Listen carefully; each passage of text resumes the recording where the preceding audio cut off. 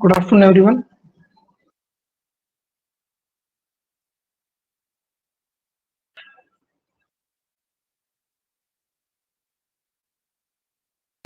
बढ़िया बढ़िया, आप कैसे हैं?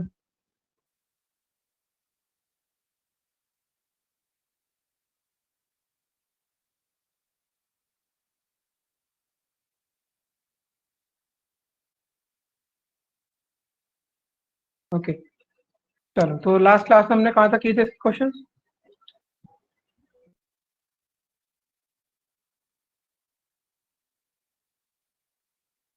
ट्वेल्थ तक कंप्लीट कर लिए थे।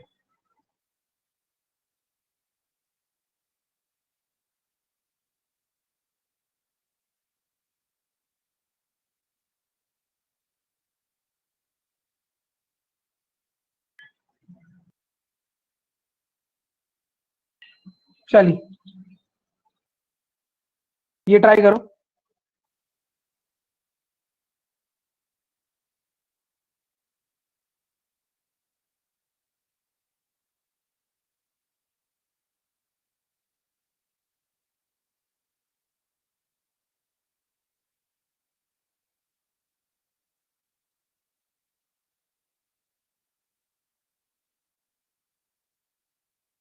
Good afternoon Preeti.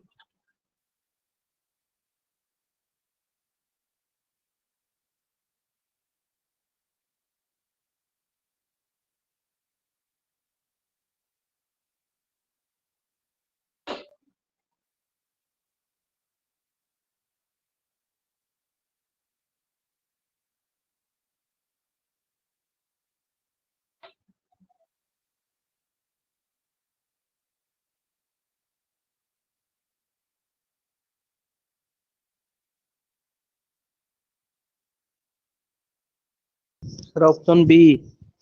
Okay. Among A, B, C, D, B is heavier than A and C. Okay. So B is heavier than A and C, but C is taller than। माने कि यहाँ पे दो parameter दे रखे हैं, एक तो heavy के लिए दे रखा है और एक हाइट के लिए दे रखा है।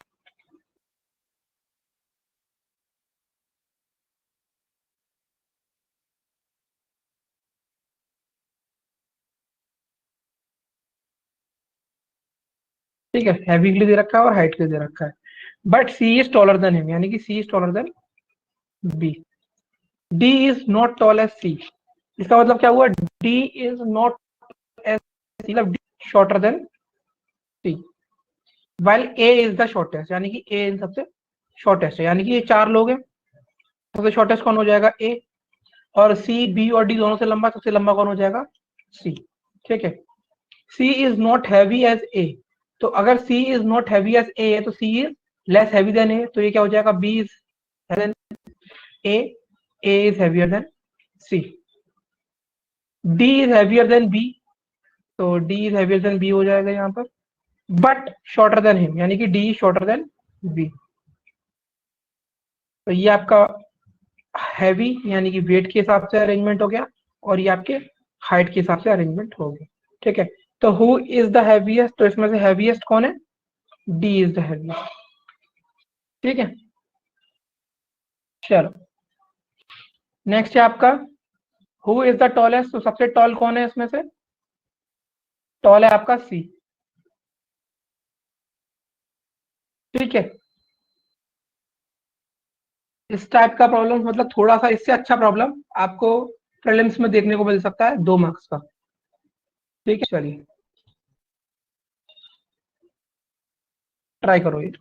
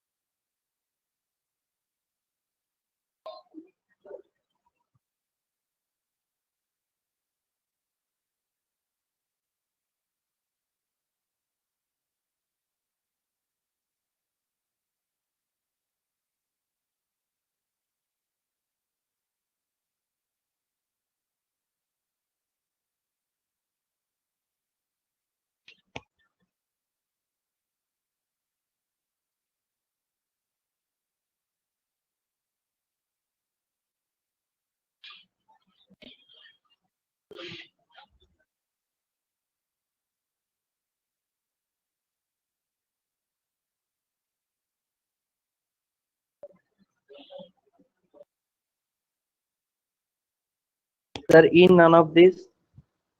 ओके, अमर जी अब तो एसबीआई क्लर्क का पेपर की डेट पोस्टपोन हो गई है, तो अच्छा मौका आप लोगों के पास। Yes sir. भरा है, कितने लोगों ने भरा है एसबीआई क्लर्क, No sir, मैंने नहीं भरा है।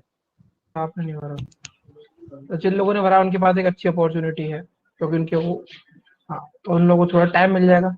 वैसे मेरे को नहीं लगता कि इसके पीछे कोविड रीजन है डिले होने के पीछे, इसके डिले होने के पीछे कोई और ही कारण है, क्योंकि बैंकिंग के एग्जाम्स अगर ऐसा होता कि कोविड की वजह से डिले होते तो पहले भी जो हुए हैं लगातार एग्जाम नवंबर और अक्टूबर, दिसंबर अक्टूबर में, वो क्यों हुए हैं, तो कुछ और ही रीजन है इसके पीछे।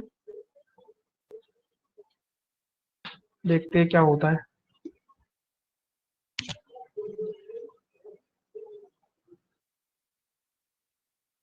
चलो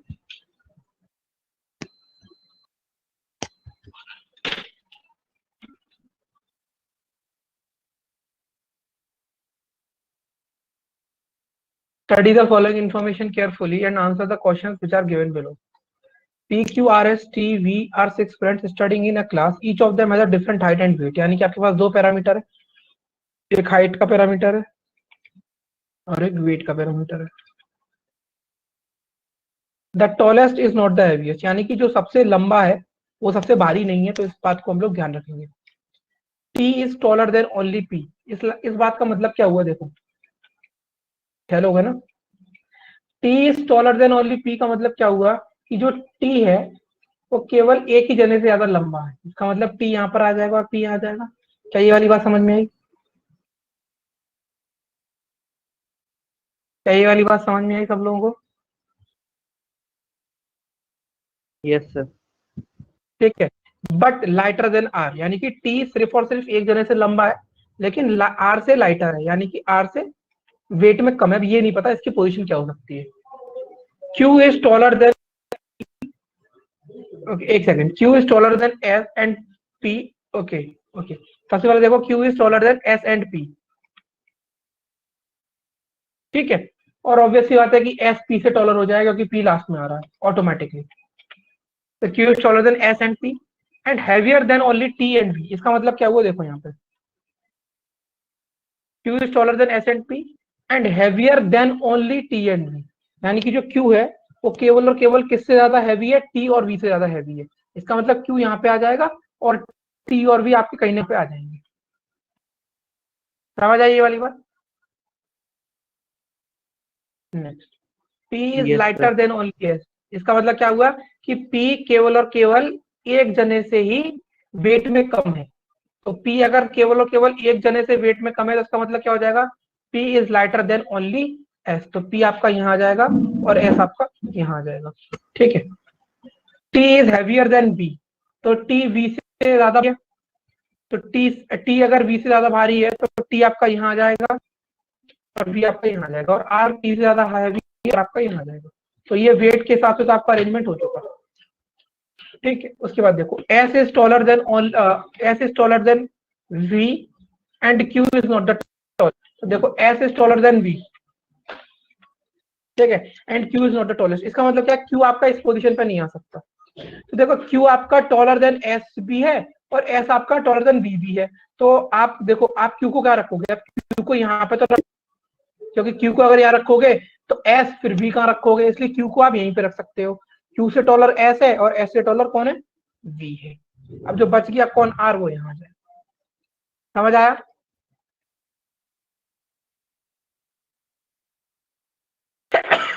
समझ आया नहीं आया? प्रीति, विशाखा,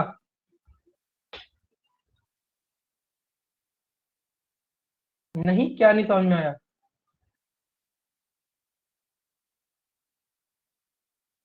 हाइट वाला एक बार बता दो, हाइट में क्या दिक्कत हो गई? अरे वो ये बोल रहा है कि T is heavier then V, चलो उसे हटाओ।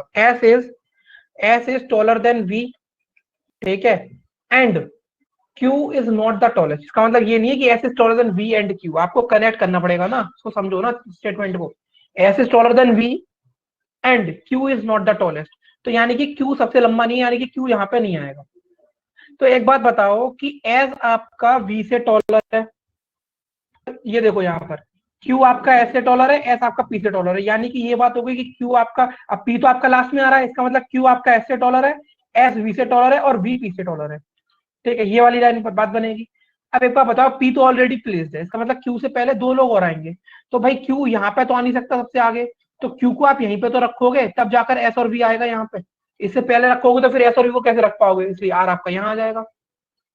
समझ आया नहीं यार रेणुका और किरत?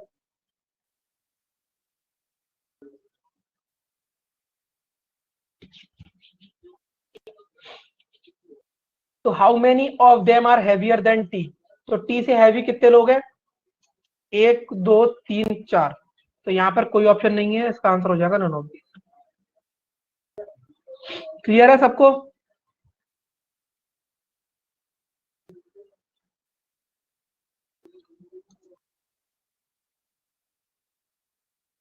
चलो, how many of them are shorter than Q. Q से शॉर्ट कितने लोग हैं यहाँ पे, दो लोग हैं क्यू से शॉर्ट है हाइट में। सॉरी हाइट की कह रहे हैं ना, तो चार लोग हैं। नहीं, हाइट में शॉर्टर देन क्यू चार लोग हैं। Option number B. Who among them is the tallest, सबसे लंबा कौन है, are.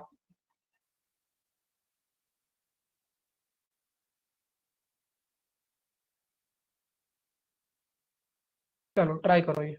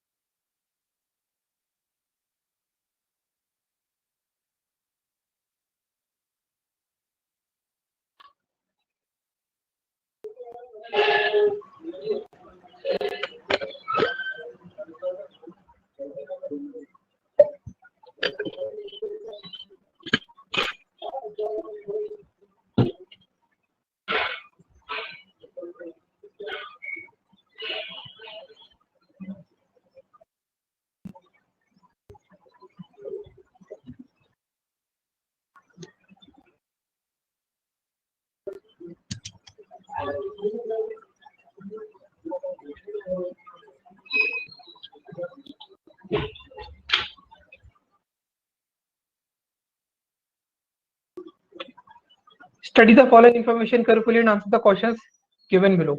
Among 5 friends, A, B, C, D, E each got different marks in the examination. E scored more than B. A scored more than B than C. C scored 65 marks. D scored less marks than only E. इसका मतलब क्या है, D ने सिर्फ और सिर्फ एक ही person से कम स्कोर किया है, वो है ई. तो ई यहां आ जाएगा, डी आपका यहां आ जाएगा. ठीक है. The one who scored the minimum marks scored 60 marks. तो बी ने 60 मार्क्स स्कोर करे हैं. And the one who scored highest scored 80 marks, यानी कि ई ने 80 स्कोर करे. यानी कि ये हो गया आपका E more than D, D more than C, C more than A more than B, B scored 60, C scored 65 and E scored 80. ठीक है. चेक करते हैं क्या सीन है आगे का. Who scored the second highest marks. तो सेकंड हाईएस्ट मार्क्स किसके आएंगे, D K. Who is the most likely to have scored 62 marks. 62 marks किसके आ सकते हैं इसमें से. यस मान चलो. Who is the most likely to have scored 62 marks. हाँ, तो 62 मार्क्स यहाँ पे देखो किसके आ सकते हैं, ए के ही आएंगे, क्योंकि ए से बी से ज्यादा और सी से कम. ठीक है. ठीक है मानस. तो क्या हो जाएगा इसका answer, option number B, that is A. ठीक है. चलो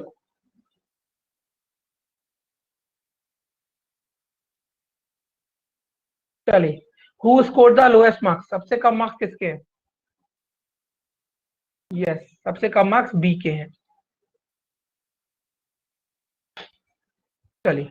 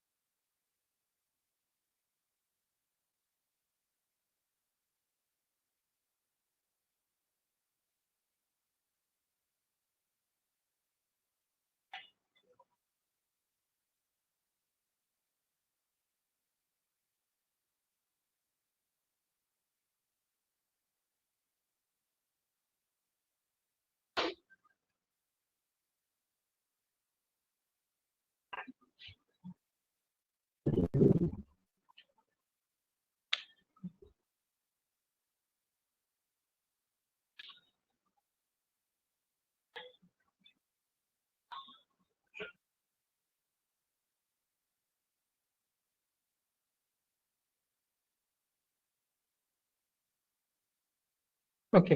सर MNRO शाबाश. PQ sir. शाबाश.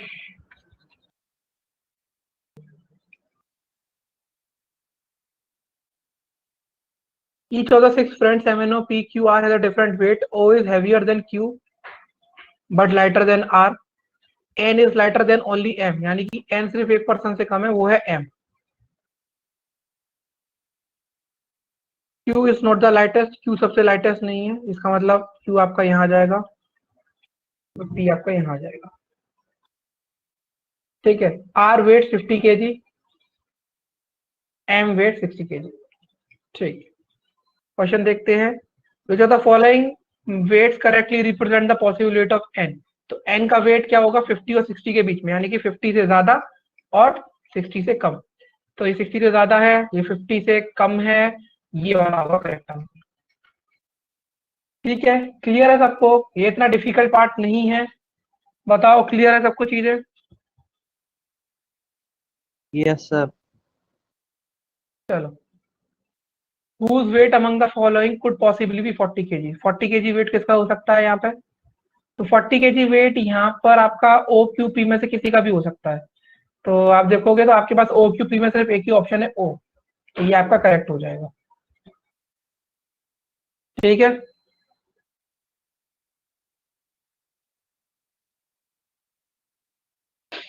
चलो now let's move on to the next question. Question number 23 to 24 start. Try करो।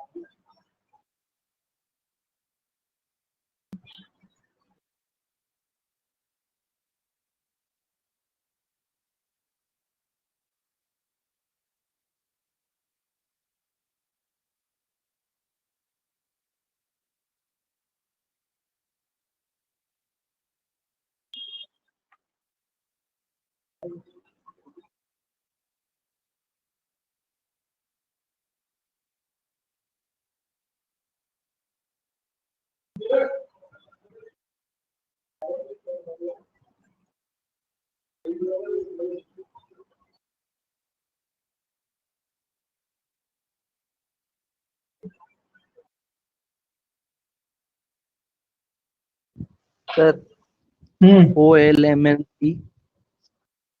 एबीसीडी पढ़ रहे हो आप? एबीसीडी भी यस याद सर। नहीं है आपको? सही सही। O L M N P क्या होता है? L M N O P होता है ना। उल्टी एबीसीडी पढ़ी, कितनी पढ़ाई करी आपने? L M N O P are different pillars each of different इसमें लेंथ। उल्टा ही पढ़ना पड़ेगा सर। किसके बादाम? आपके बादाम उल्टा असर कर रहे हैं लग रहा है।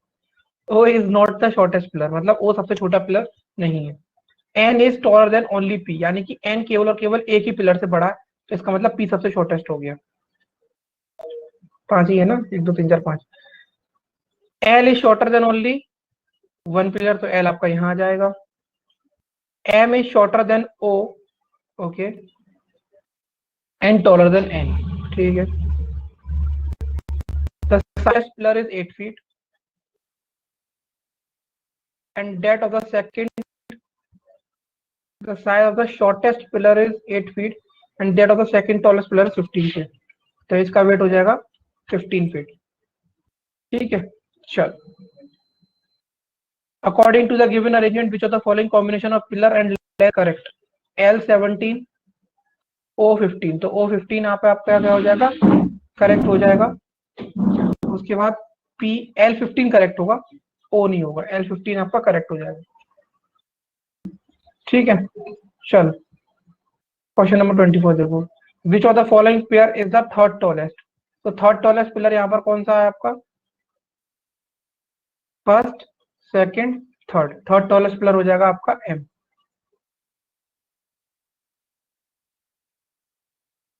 चलो,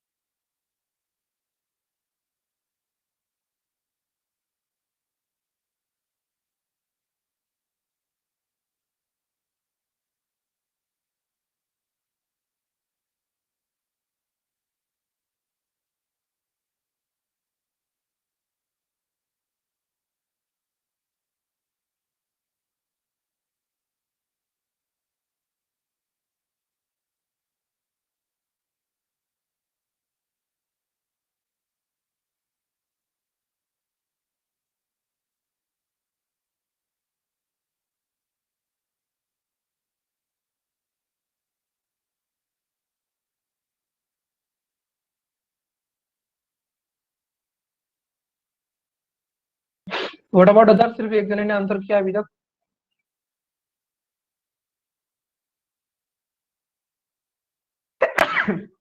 सॉरी, चलो ठीक है, देखते हैं।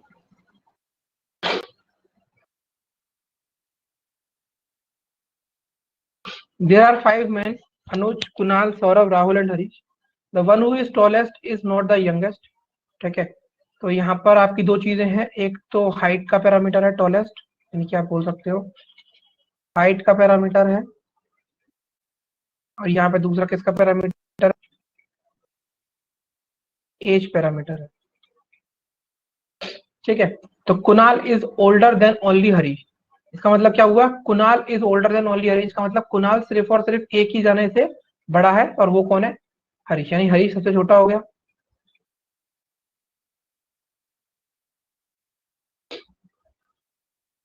Saurabh is older than Rahul, तो सौरभ राहुल से बड़ा है, but shorter than him. Saurabh Rahul से हाइट में छोटा है। Only one person is taller then Rahul, तो राहुल से सिर्फ एक जना छोटा है हाइट में। Only one person is taller then Rahul, तो कहां पर आ जाएगा? राहुल आपका यहाँ आ जाएगा। ठीक है, और राहुल वो सौरभ यहाँ पे आ जाएगा। ठीक है, अनुज इज शॉर्टेस्ट। एक second, only one person is taller then Rahul. Okay okay, Rahul से सिर्फ एक जना लंबा है। Only one person is taller then Rahul, तो यहाँ पर एक जना आएगा। अनुज इज शॉर्टेस्ट, तो अनुज आपका यहाँ पर आएगा। ठीक है, उसके बाद while younger than only Saurabh and Rahul, यानी कि अनुज इज शॉर्टेस्ट है और younger than only Saurabh and Rahul, तो आपका अनुज यहाँ पे आ जाएगा, सौरभ यहाँ आ जाएगा और राहुल यहाँ आ जाएगा। तो एज का तो हो गया सॉर्ट आउट।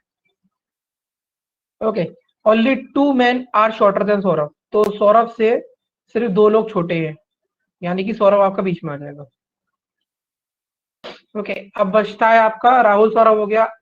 अब आपको क्या अरेंज करना है? इन दोनों पोजीशंस पर अरेंज करना है। करेक्ट, तो यहाँ पर आपको एक लाइन दे रखी है, the one who is tallest is not the youngest. तो टॉलेस्ट यहाँ पर कौन सा है आपका? ये पर्सन होगा, ये यंगेस्ट नहीं है, यानी कि यहाँ पे हरीश नहीं आ सकता, तो हरीश अगर यहाँ नहीं आ सकता तो हरीश आपका यहाँ आ जाएगा। और बच गया कौन आपका? कुणाल, कुणाल आपका यहाँ आ जाएगा, यानी कि कुणाल हाइट में सबसे बड़ा है, उसके बाद राहुल, उसके बाद सौरभ, उसके बाद हरीश, उसके बाद अनुज, और एज में सबसे बड़ा कौन है? सौरभ, फिर राहुल, फिर अनुज, फिर कुणाल, फिर हरीश। ओके, तो which of the following man is third tallest of the 5? तो थर्ड टॉलेस्ट यहाँ पे कौन हो जाएगा? सौरभ हो जाएगा। क्लियर है?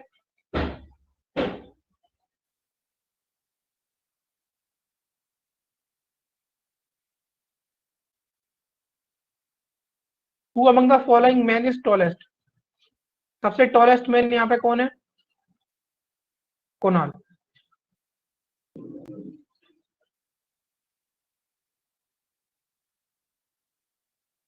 चलो, दो क्वेश्चन थे ना सर, चलो ये वाला ट्राई करो।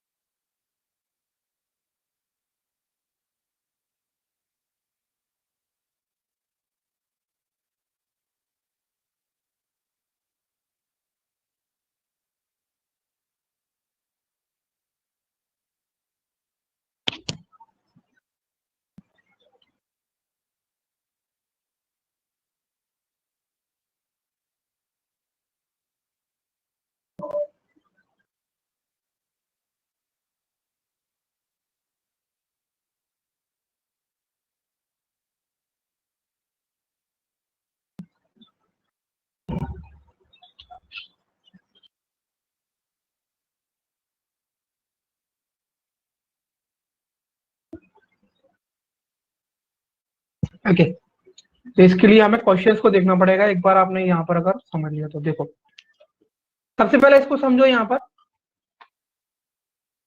हाँ, 7 students PQRST UV takes a series of tests. No two students get similar marks. Correct, किसी दो स्टूडेंट के सेम मार्क्स नहीं आते हैं। V always scores more than P, V हमेशा पी से ज्यादा स्कोर करता है। And P always scores more than Q, और पी हमेशा क्यू से ज्यादा स्कोर करता है। मतलब ये चीज हमेशा रहती है, V always score more than P, P always scores more than Q. ठीक,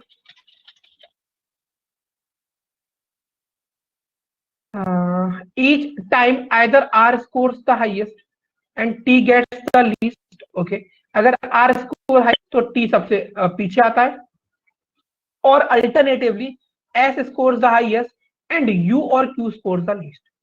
यानी कि या तो अगर संभावना ये होती है, मतलब क्लास में या तो R टॉपर है, अगर R टॉपर नहीं है तो S टॉपर है, और अगर R टॉपर है तो T लूजर है, मतलब लास्ट आता है, या फिर अगर S टॉपर है तो U और Q सबसे लास्ट आता है।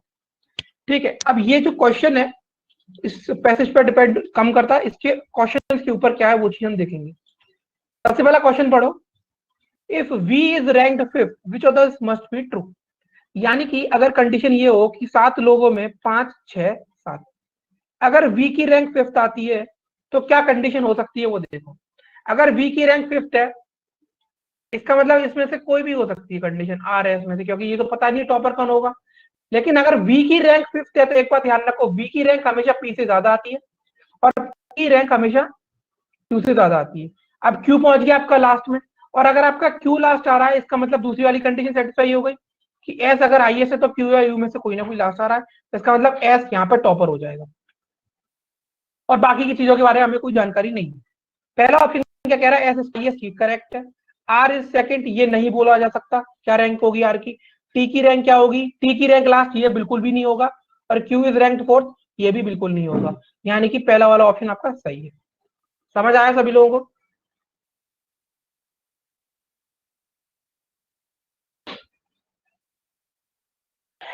चलो, क्वेश्चन नंबर 28 बताओ क्या होगा इसका आंसर।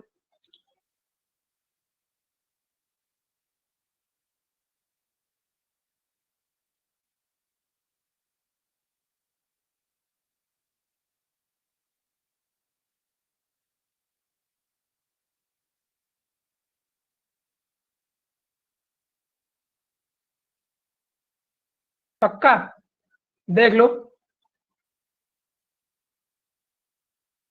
कोई सेकंड कह रहा है, नहीं थर्ड ही कह रहे हैं ज्यादातर लोग, कनिका फोर्थ कह रही है, और लोग कंफर्म कर लो एक बार।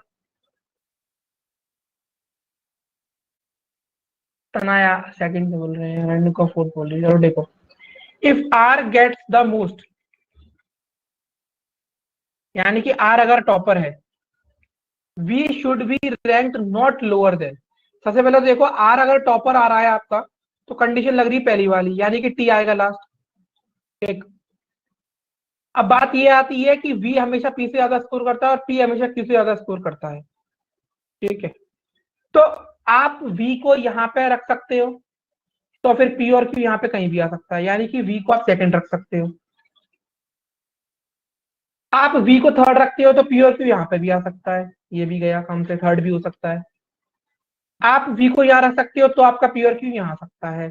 लेकिन आप वी को यहाँ पे नहीं रख सकते ना, तो यहाँ रख सकते हैं। इसका मतलब क्या है कि वी को आप फर्स्ट भी रख, आप वी को सेकंड रख सकते हो, थर्ड रख सकते हो, फोर्थ रख सकते हो, लेकिन उसकी जो रैंक है वो फिफ्थ नहीं हो सकती। यानी कि V should be rank not lower than, तो फोर्थ से नीचे उसकी रैंक नहीं होनी चाहिए। इसका आंसर होगा ऑप्शन नंबर सी। जितने लोग थर्ड आंसर कर रहे हैं वो गलत है, कनिका का और रेणुका का दोनों का आंसर सही है। V should not be rank lower than fourth. देखो और बताओ समझ में आया या नहीं आया।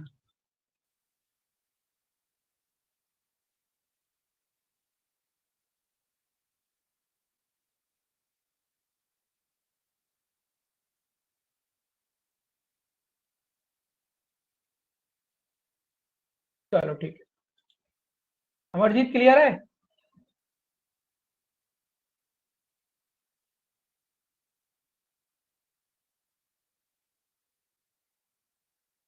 चलो 29 वाला ट्राई करो।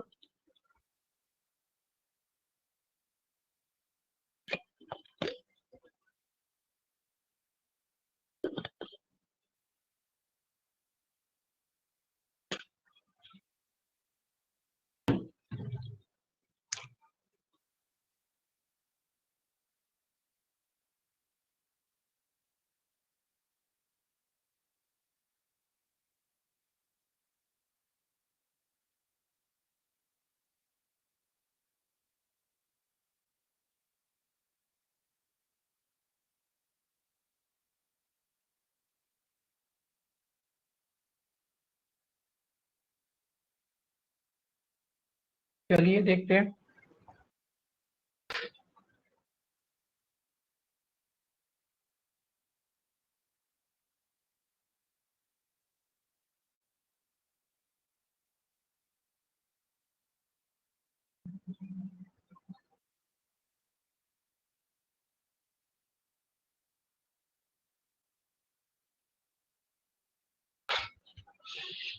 चलिए ठीक है।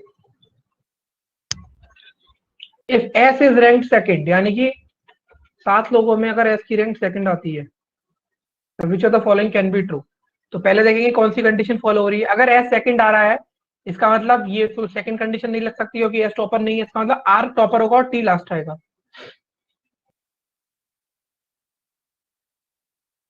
ठीक है। अब बात यह आती है कि वी को हमेशा पी से स्कोर करना है ज्यादा, पी को करना है क्यू से ज्यादा।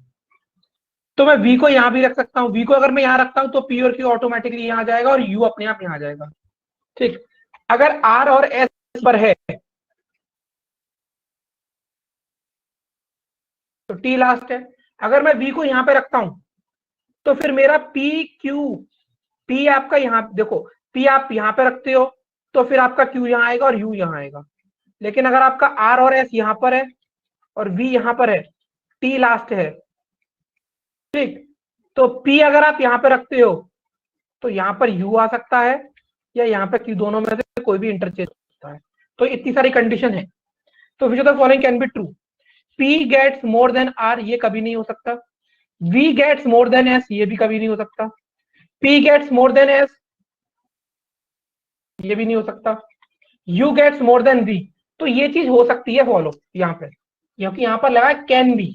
डेफिनेटली नहीं पूछ रहे वो, कौन सी संभावना हो सकती है। तो कैन बी के हिसाब से आपका यहाँ पे ये सही हो रहा है, तो ये आपका करेक्ट हो जाएगा। ठीक है, समझ आया सब लोगों को, क्लियर है।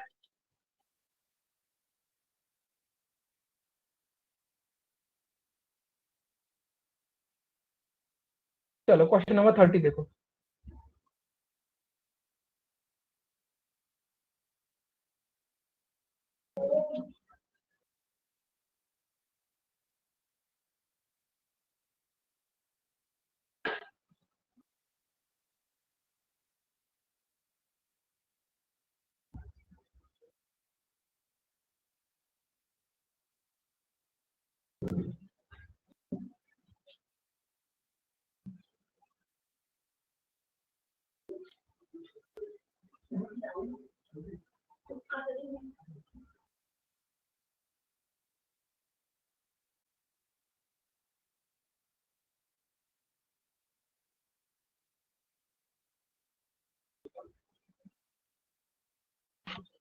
चलो ठीक है। इफ एस इज रैंक्ड 6,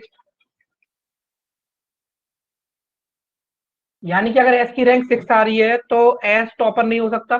तो अगर एस टॉपर नहीं है तो आर टॉपर होगा, टी लास्ट आएगा।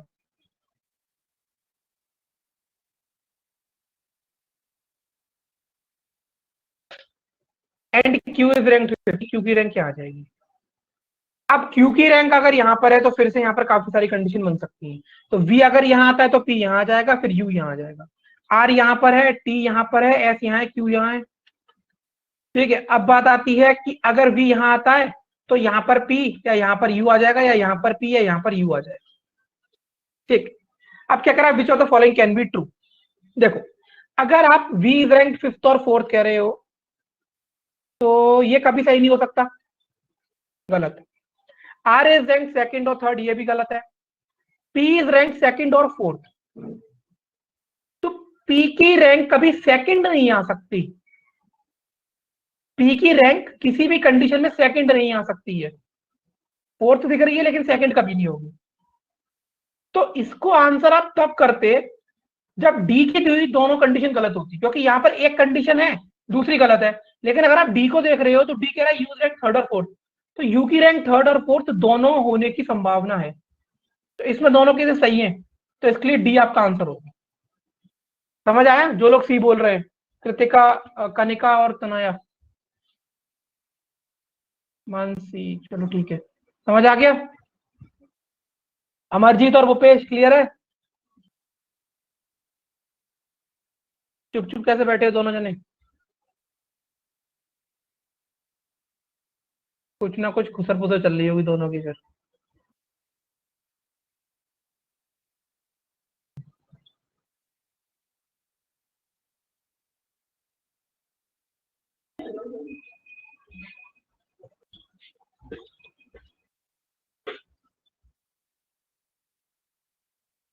प्री में ही आता है तनाया, रैंकिंग मैंने बताया था, ऑर्डर रैंकिंग मेंस के लिए इंपॉर्टेंट नहीं है। ऑर्डर रैंकिंग को, अगर ऑर्डर रैंकिंग का जो कॉन्सेप्ट आएगा ना, तो जब आपको मैं, आप बैंकिंग के लिए प्रिपेयर कर रहे हो ना तनाया, बैंकिंग एसएससी दोनों या सिर्फ बैंकिंग? क्योंकि एसएससी वाले स्टूडेंट्स के लिए ठीक है इतना। तो बैंकिंग वाले स्टूडेंट्स को देखना है आपकी, जो ये ऑर्डर और रैंकिंग का कॉन्सेप्ट है, ये आपको मैं पजल्स में यूज कराऊंगा इसे। पजल्स के जो मेंस लेवल के क्वेश्चन होते हैं वहां पर आपको ये देखने को मिलेगा। ठीक है, चलो क्वेश्चन नंबर 31 देखो।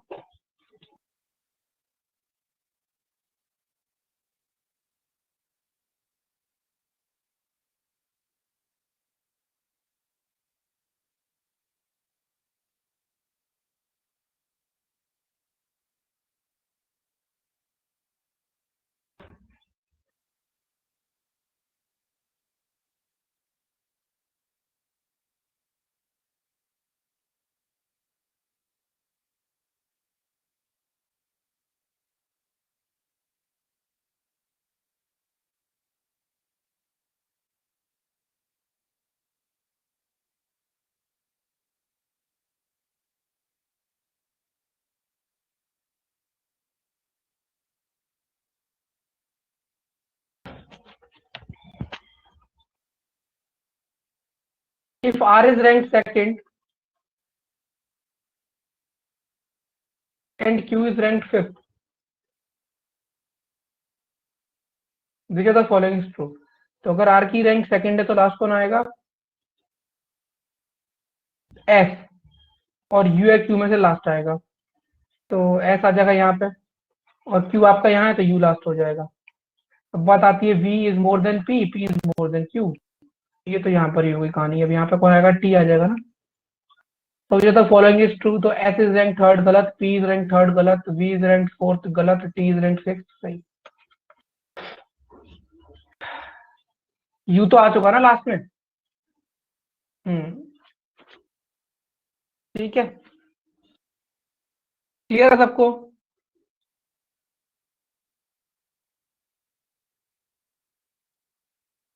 चलो ये क्लास क्वेश्चन और ट्राई करो इसका।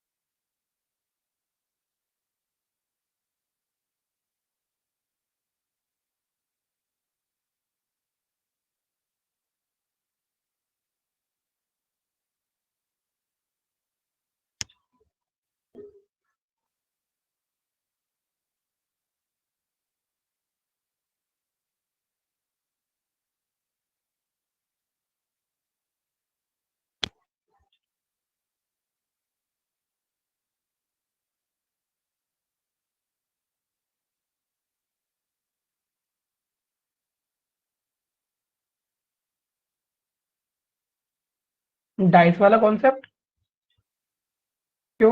फिर इसमें डाइस का कहाँ से कॉन्सेप्ट आ गया? डाइस की जरूरत क्या है यहाँ पे?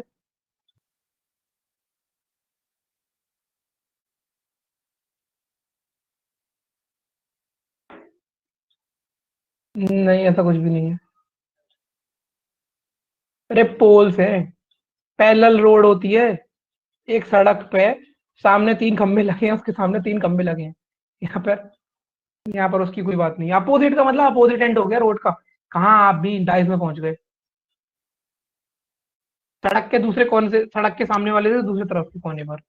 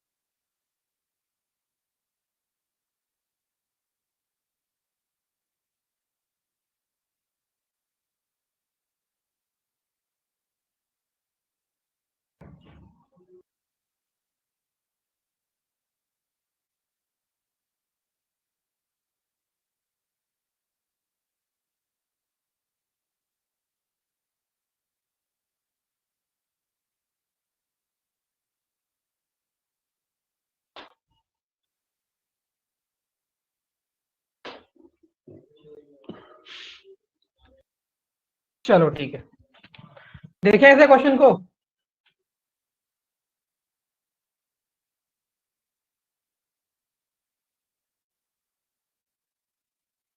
There are 3 poles on each side of the road. These 6 poles are labeled as A, B, C, D, E, F. The poles are of different color, namely golden, silver, metallic, black, bronze and white. The poles are of different height. ठीक है, तो तीन तीन चीजें हैं। एक तो ये अपोजिट साइड पर अरेंज करने हैं, ये अलग अलग कलर्स के हैं और अलग अलग इनकी हाइट है। ठीक है, E is the tallest pole. तो यहाँ पर आप अगर देखोगे तो A, B, C, D, E और F 6 पोल है। सबसे टॉलेस्ट पोल कौन सा है? E।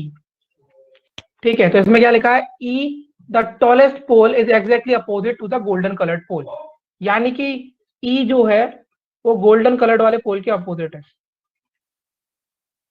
ठीक है, उसके बाद the shortest pole is exactly opposite to the metallic coloured pole. तो यहाँ पे जो भी शॉर्टेस्ट पोल होगा वो किसके अपोजिट होगा? मेटेलिक कलर्ड पोल के।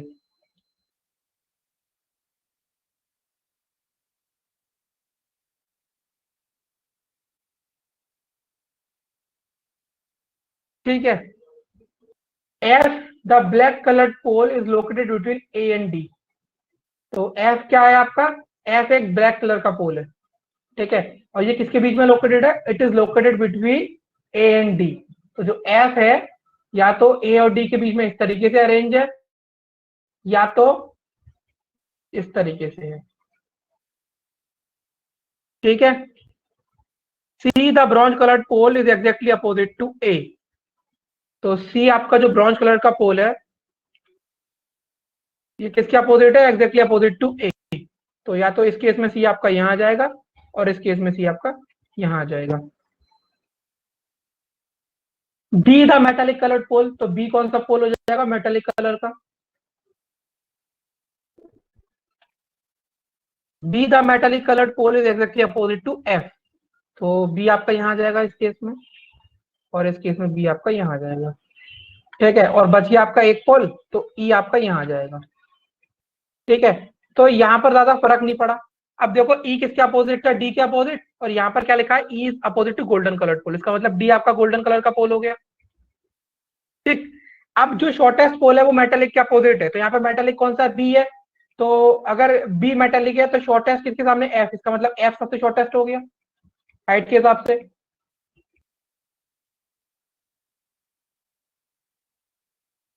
समझ आया? ठीक है, अब आगे देखते हैं। ए द व्हाइट कलर्ड पोल, यानी कि ए कौन से कलर का पोल हो गया? व्हाइट का पोल। A the white coloured pole is taller than C. Okay, तो A is taller than C but shorter than D and B. Okay, तो देखो यहाँ पर अगर A is taller than C तो ए यहाँ आ जाएगा और सी यहाँ आ जाएगा। अब डी और बी का आप डिसाइड नहीं कर पा रहे, यानी कि डी और बी में से यहाँ पर कोई भी आ सकता है सेकंड पोजीशन पे। ठीक है, अब बताओ मुझे ई कौन से कलर का पोल होगा? ए आपका व्हाइट कलर्ड हो गया, बी मेटेलिक हो गया, सी ब्रॉन्ज हो गया, डी गोल्डन हो गया, एफ ब्लैक हो गया, तो ई आपका हो जाएगा सिल्वर कलर का पोल। तो ये इनके कलर्स हुए, ये इनका फाइनल एलिमेंट बना है। और ये चाहे आप ऐसे अरेंज कर लो चाहे ऐसे अरेंज कर लो, कोई फर्क नहीं पड़ने वाला। समझ आ?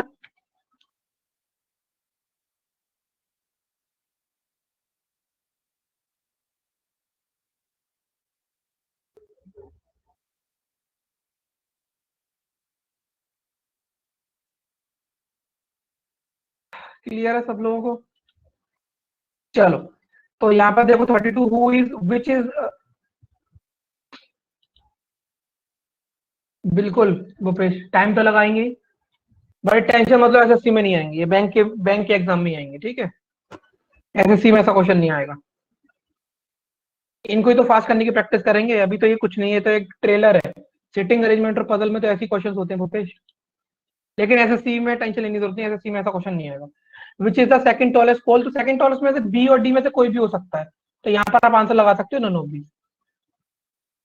उसके बाद क्या है? Which is the colour of the tallest pole? तो टॉलेस्ट पोल का कलर कौन सा है यहाँ पे? तो टॉलेस्ट पोल आपका ई है, तो ई का कलर क्या है? Silver. That is option number B. ठीक है, क्लियर है सबको?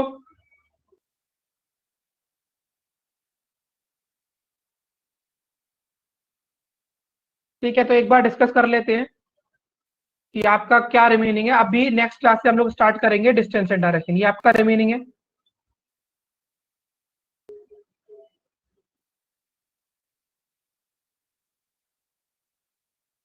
Okay, distance and direction start करेंगे। तो डिस्टेंस एंड डायरेक्शन आपका ये दोनों के लिए इंपॉर्टेंट है, एसएससी और बैंक के लिए, तो ये आपका साथ में चलेगा। उसके बाद यहाँ पर आपका जो एसएससी और बैंक का कॉमन सिलेबस है वो कंप्लीट हो जाएगा। फिर स्टार्ट करेंगे हम लोग सिटिंग अरेंजमेंट। इसी के बाद होगा बच्चे, पहले एक बार कॉमन सिलेबस खत्म होगा, उसका स्टार्ट हो जाएगा। उसके बाद स्टार्ट होगा सिटिंग अरेंजमेंट के बाद आपका पजल। किसकी पजल, किसकी पीडीएफ भेजनी है तनाया?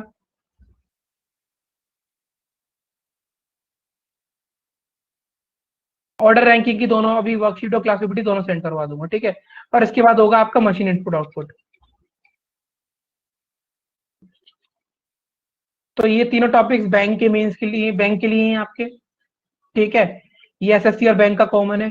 एसएससी के लिए आपके बैच के दो टॉपिक्स बचे हैं, एक तो एनालॉजी बचा है और एक क्लासिफिकेशन बचा है, वो आप वहां से कंप्लीट कर लो अपना, ठीक है। और सैटरडे वाली क्लास में इस बार आपका स्टेटमेंट असम्पशन कंप्लीट हो जाएगा, तो आप लोग मुझे बता देना क्या क्या हो गया है, ठीक है। स्टेटमेंट असम्पशन को करा दूंगा इसके बाद में, क्योंकि मुझे नहीं पता ना आप लोगों ने सैटरडे वाली क्लास कब से लेना स्टार्ट करी है, कौन से वाले टॉपिक से आपने क्लास लेना स्टार्ट करी है बताओ।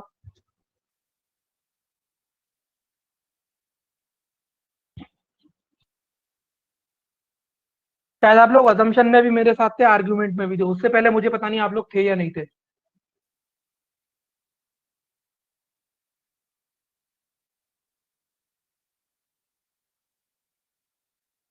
ठीक है, तो बाकी टॉपिक्स, ठीक है ठीक है, कोई बात नहीं।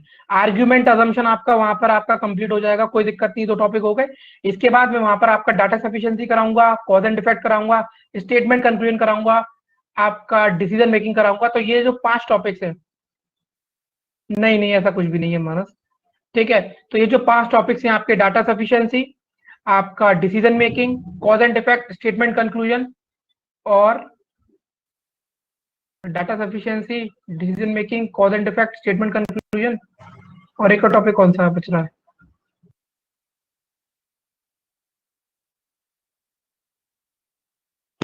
टोटल 7 टॉपिक्स हैं, statement conclusion, data sufficiency, decision making, cause and effect, कोई एक टॉपिक और है। तो ये जो 4-5 टॉपिक्स हैं आपके, ये आप सैटरडे टू सैटरडे कंप्लीट कर लेना अपने, ठीक है।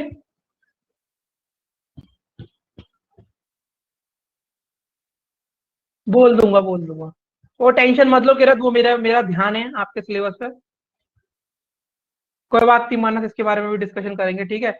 आप टेंशन मत लो किरत, आपका कोई टॉपिक नहीं रहेगा, वो मेरी जिम्मेदारी है, ठीक है।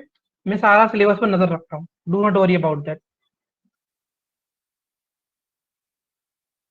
मैं मेंस तक की चीजों को टच करूंगा, पूरा पूरा मेंस भी पढ़ाऊंगा आपको बैंकिंग का, ठीक है। चलो, चलो फिर बाय बाय, टेक केयर, है ना, मिलते हैं नेक्स्ट क्लास में।